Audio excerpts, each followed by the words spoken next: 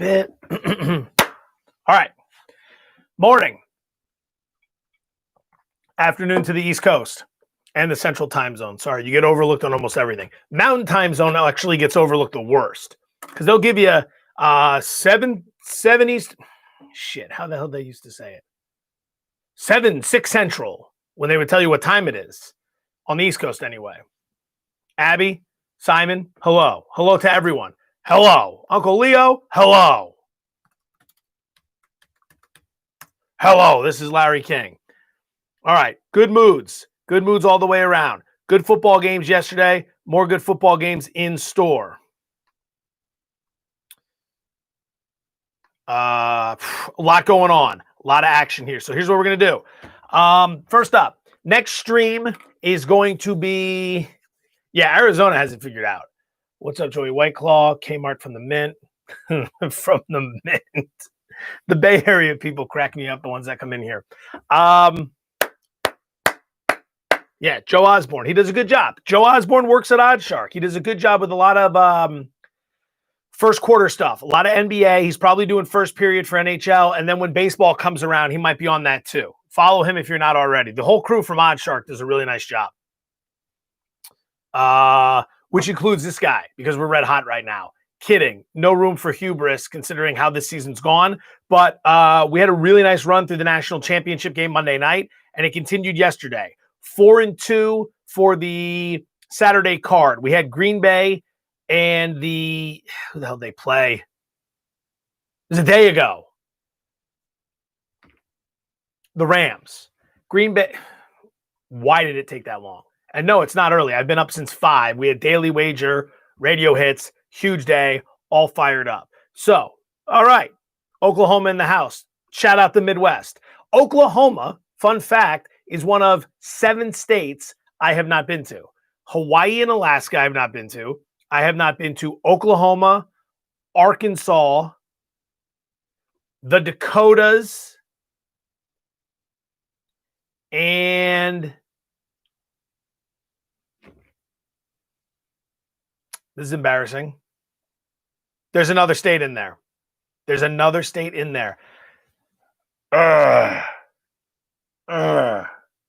The whole southern swing I have covered. Nobody cares about this. Moving on. Idaho. I've done everything around Idaho. Washington, Oregon, California, Nevada, Montana. See, I know the geography. I know exactly where Idaho slices itself in like a piece of pizza. Just have never been in Idaho. And also, I don't count air travel. If I flew over it, I don't count it. Now, if I drove through it, I count it. Boots on the ground. I don't really. No, Montana, have definitely been there. Love Montana. Most underrated college football game in the country is Montana State.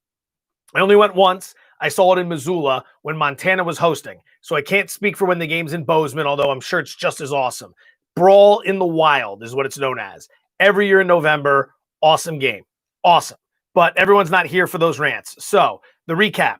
The Packer-Ram first quarter under. Boom. The Packers. Boom. Baltimore and Buffalo under. Boom. That was the best bet of the weekend. That one was fantastic. Lamar Jackson under 26 and a half passing attempts. Got lucky there. He had 24 and got hurt. Hope he's okay. Didn't root for the injury. Knew that if he goes over, he goes over. That's life. We've lost plenty of bets this year. Almost 200 by my count. Just on this stream alone. So we get lucky every now and again. We don't gloat. We move on. Those are the 4 winners. The loser was the tease, which I thought was going to be the most obvious one. Packers-Ravens. Pick 6 to the house. Hell of a game for Buffalo. So we lost the teaser, and then the Lakers-Pelicans over I gave you on Friday. I got cute trying to slide the NBA in there, and I got punished for it. Score some points, Pelicans. 4-2 overall there. 164, 198, and 3 overall in the stream. So we're 32 under. We've knocked 6 off the total this week. Let's just get under 30. How about that? Let's get under 30 under. Rather than this lofty expectation of getting back to 500. Baby steps. So that's the plan. Next stream is going to be Friday. Most likely. Pay attention to... Wait. Why Friday? There's 2 games on... Next stream's probably going to be on Sunday. Next Sunday morning. Championship weekend. No games on Saturday. Nothing this week. Next time we're streaming is Sunday, 1 week from now. Damn. It's sad. We're coming down to the end of the line here. I don't know what time. I got to see what time Daily Wager's on. I will tweet it. Some of you have been coming into my DMs asking me. I've responded to all of you, I think. Please feel free. Happy to communicate with anyone on this stuff. So that'll be the next stream. We'll do. If you want to see NBA, hit up the people from Oddshark. Let them know. Tell them you want your boy picking NBA losers like he picks football losers. Don't actually say that. But if they want it, I'll keep it going. We'll figure something out. All right. Enough of the nonsense. So we'll talk next Sunday. 2 games today. Weather, not a concern in New Orleans and Tampa because the game's in a dome. In Cleveland, which is not where the game is, Kansas City, 38 degrees, nothing in the forecast for precipitation, winds at around 13 mile an hour. So we're pretty good. That's what you would expect this time of year. That's what we're seeing in a lot of games. 30 degrees, maybe a chance of flurries with some, not in this one, and maybe a little bit of wind, but nothing that's dramatically going to affect anything. It seemed all week like it was going to snow in Buffalo. It didn't really. And no one said anything about the wind, but that picked up late. That ended up helping us on that under. More NASCAR. Whew, time to do hockey. I could maybe host hockey. I don't know if you'd want me analyzing hockey. First period overs. They hit like crazy. Some injuries. Sammy Watkins is out for Kansas City. Clyde Edwards-Helaire is out for Kansas City. Cleveland's got some guys banged up, but it doesn't look like any of them are out. There were 4 that were listed as questionable. Carlson, Conklin, Goodson, and David Njoku, the tight end. All listed as questionable. So it's a good situation from a health perspective there. Taysom Hill and Latavius Murray are going to be out for the Saints, I guess barring some sort of miracle. Everyone's reporting that it looks like they're out.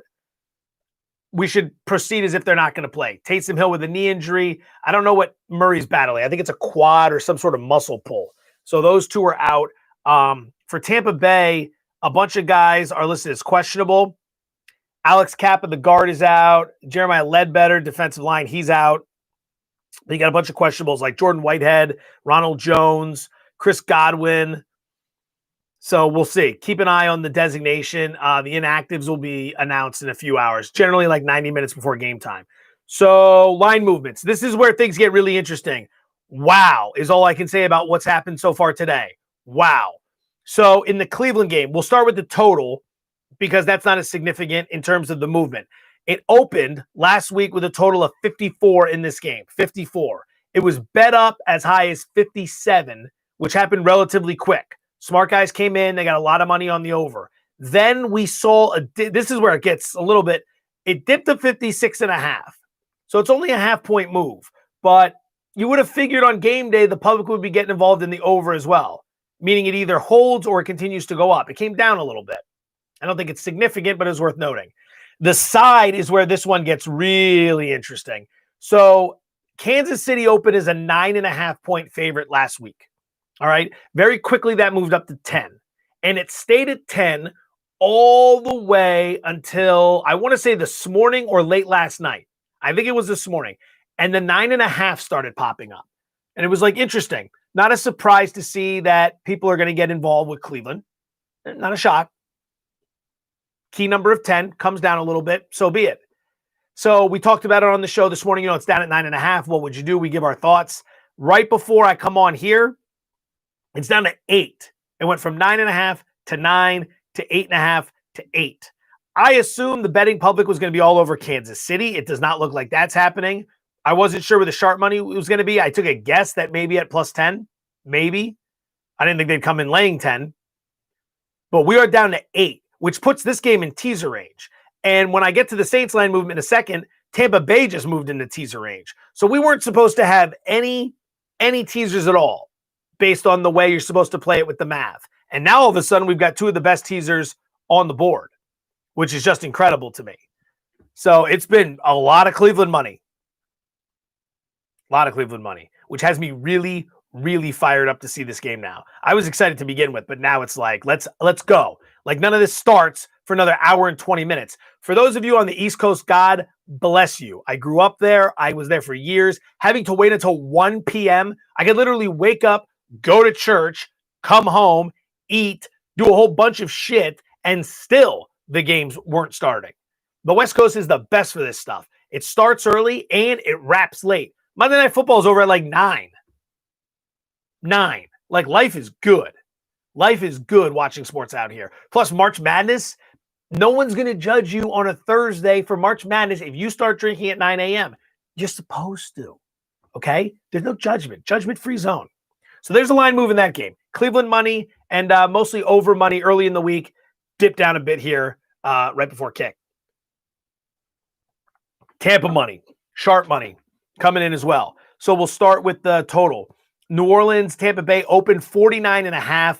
Steady over money, pushing it all the way up to 52.5. Continues to move up. Feels like the public's going to be on this. Feels like the wise guys were on it. Side, Saints open -4. Almost immediately in the first 24 hours, that got bet down to Saints -3. Pretty significant move. Pretty significant move to grab the 4. So you sit there and you see it at 3, and it's at 3 all week. All week that game's sitting 3. And you're thinking, what happens now? Who's the public going to get involved on? Are we going to move off the key number of 3? Remember, more games end with a scoring differential of 3 than any other differential. You just look over the last 5-6 years, it's about 15% of games end with a differential of 3. That's why it's the most important number in football betting, right? 24-21, 27-24, 2017, 31-28. Those are all common outcomes. I don't know like how to rank them in terms of common. I think 20-17. I think it's like 24-21 might be the most common. I'm not sure. It's somewhere. Point being, you want to be on the right side of it. So once it's sitting 3, everyone's keeping a close eye. This morning, right before we go live on the TV show, boom, Tampa money. Doug texts someone he knows, and Sharp Group made a sizable play on Tampa Bay. So I'm going to let you know that right now. Smart money on Tampa Bay. That's what it's been. It pushes all the way to 2.5. Now, if you're just going to follow that advice, you're getting the worst of the number. Remember that. But that's where the smart guys were. They were on Tampa +4, Tampa +3. And they moved that today, which brings us to the picks. So 6 picks for today. I've only got 2 in the late game. I've got 4 in the morning. I was going to come on here and pick Cleveland +10. And then I was going to pick them +9.5. And now I see it at 8, and it's like, I just feel like an idiot at the last minute here being like, yep, still going to play it after watching all this movement. So not doing that anymore. I'm not going to tease it either. And I'll explain that in the next game. I am going to play Cleveland's team total, which is over 23.5 points, right? Cleveland team total over 23.5. So the total's at 56.5. Money's been coming in on the over. I think Cleveland's going to get theirs. I think there's one of 2 ways they get theirs. 1, they're engaged in a very close competitive game in which they're scoring. Or 2, they're trailing like an 8.5 point spread would indicate, and they're throwing all second half. Now, if this were an elite defense, there might be some concern. Kansas City's not an elite defense by any stretch of the imagination. They're probably a little bit above league average in a lot of metrics, but there's nothing about them that would point to them being Baltimore or point to them being the Steelers before they completely crapped out, right? You could score on them, and I think that's going to happen. I don't see a scenario. One of the paths to victory when we talk about this, I don't see a path to victory where Cleveland locks down Kansas City. Does anyone see a situation where Cleveland just completely locks down Mahomes and the Chiefs with that shit defense they've been trotting out there this year? No one sees that. So what's going to end up happening is Kansas City's going to score theirs. Cleveland's either going to have to keep pace and does, or they're trailing and they're just throwing late. Either way, I like them getting the 24 points in this game.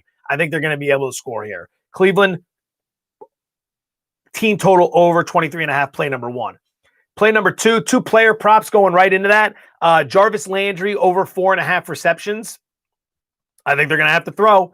Landry's the top guy. He's been big for them. I'm not going to sit here and give you all the numbers for the last 12 weeks or how he's been red hot as of late. I just know that this is a team that's playing well. This is the guy they're going to try to get the ball into his hands. Kevin Stefanski's back calling the plays. They know what they need to do to win this game, and they need to be able to run. And they can run. They're 3rd in the NFL in running. And they can do it against the Chiefs, which is why Nick Chubb over 74.5 is play number 3. I was not going to play that. I thought the number was too big, and I thought, you know what? As much as I do like Cleveland in this game, I think maybe they could fall behind big and abandon the run. As I continue to watch this point spread drop, I think more and more to myself, the belief is that Cleveland will be in this. And if they're in it, Chubb's going to have to play a big part, right? That's going to be the key to success in this game for Cleveland. You have a quarterback in Baker Mayfield who hasn't thrown an interception in 9 of his last 10 games. He's playing smart. Nick Chubb, this team, third in rushing, third in the NFL in rushing, right? If you can run the ball effectively and you have a quarterback who's not going to turn the ball over, you can stay on the field. You can convert on third down. You can move the sticks. That does 2 very important things. 1, it keeps Patrick Mahomes on the sideline, which means he can't score on you. And 2, it keeps your defense on the sideline, which means they can rest. That's where it got perilous for Buffalo yesterday. As great as they were playing, the defense was on the field for so long because the offense wasn't running the ball. They were going to throw on every down. So a bad 3 and out or a quick series, they barely took 40 seconds off the clock, barely a minute, right? That defense had to keep going out there. Baltimore was just never able to capitalize on that. So I like Chubb in this game. Those are the first 3, and I am going to play the over 56.5. I think we get a good old-fashioned shootout here. The more I see this line dropping, I don't think this is dropping because Kansas City's not going to be able to score. I think they're going to get theirs. I think it's dropping because people think Cleveland's going to hang. So those are your 4 picks for the morning game. Cleveland, team total over 23.5. Jarvis Landry over 4.5 receptions. Nick Chubb over 74.5 rushing yards. Game goes over 56.5 points. Only 2 picks in the second game. And the main reason I told you that I wasn't going to play Kansas City in a teaser was because you would tease them with Tampa Bay. That's the move. If you're looking for a teaser today, those 2 numbers walked right into your range. You take Kansas City and you tease them from 8 down to 2, okay? And then you tease them with Tampa Bay from 2.5 up to 8.5. That's what you do. If you're looking for a 6-point teaser, I'm throwing that out there right now. It's a great teaser. One of the best possible you can have in terms of the math and the value. I'm not doing it because I'm playing the Saints. I am laying the 2.5. You can give me all the information in the world. Sharp guys playing Tampa Bay. I respect it. Tampa Bay's played good. Haven't lost a game since they came off the bye. Something we talked about on here. We said they're going to come off this bye. They're going to win every single game the rest of the way. Why? Because they played nobody. They played Atlanta twice. They played Detroit. They played Minnesota. Those defenses stink. Now, the Bucs deserve a hell of a lot more credit than I'm giving them, but I like the Saints in this game. I haven't even eaten today, so I don't know what the hell's going on here. The key to getting after Brady, similar to getting after Breeze, but the key to getting after Brady is being able to generate serious, consistent pressure just with 4 guys so that you can drop the other 7 into coverage, right? Saints can do that. Saints have done that. Saints beat up on the Bucs twice this year. Led 24-7 in week 1, won the second meeting 38-3. Now, it's smart to sit there and go, it was so long ago, the team has changed. They have. They've gotten better. Tampa's gotten better. We can't look at those 2 games and use that as the primary reason as to why we're betting the Saints. But another reason, a better reason, Tampa Bay has not played well against good teams this year, right? If you look at their games against teams that had a record of 9-7 or better, so teams above 500, they went 1-4. They lost 2 games to the Saints. They lost to the Rams. They lost to the Chiefs. They had a nice win over the Packers. We'll give them that back in week 6. We were actually on that one. I can remember that. You remember the winners when you're getting your ass kicked, like we are this season. But what they've done late has been impressive. I just haven't seen it against anyone. And you could say, well, Washington had a really good defense. That was a good offensive performance from Tampa last week. But I could equally point to the concerns on the defensive end. What the hell happened there? Taylor Heineke and Washington put up 375 total yards and 23 points against this defense. Nicht so gut, if we're saying no good in German, right?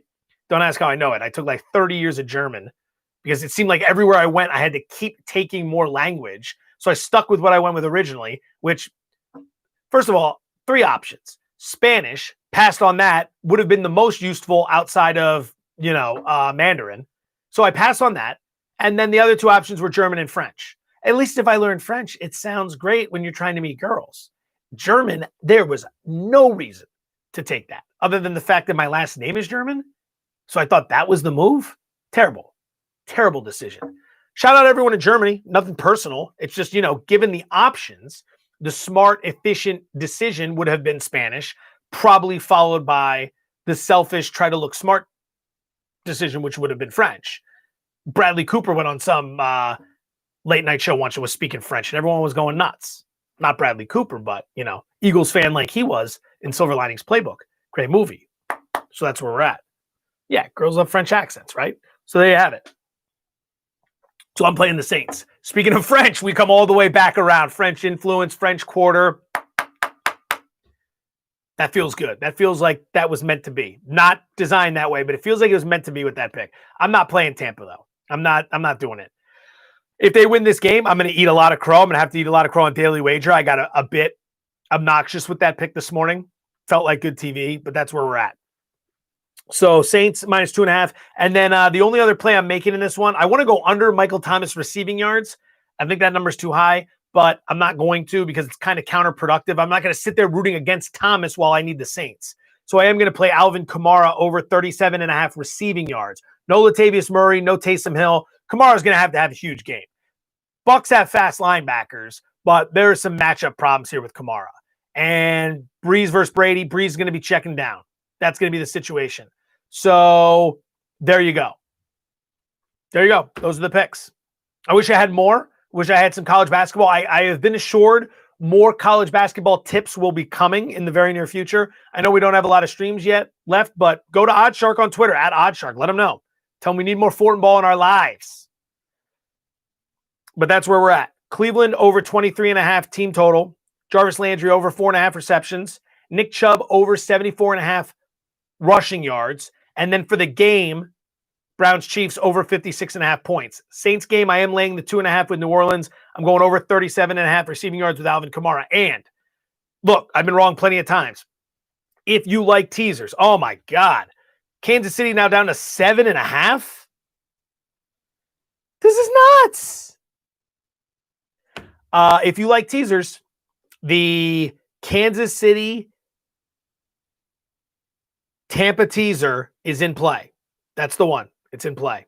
All right, you guys are the best. Good luck today. Thank you for watching. It's going to be a big gap before we see each other again. I'm going to miss you. All the feels right here. Sunday morning, we'll be back. If something pops up during the week, keep an eye on Twitter. Maybe, subscribe to the channel. Subscribe. I don't know if they send alerts. I have no idea how the hell this works. Took forever to figure this out. I'm not good at this. But you guys go get it. You guys are the freaking best. Look at that. Look at all that positivity in the stream today. Positivity everywhere. That's how it needs to be. Have a great one. See you next Sunday.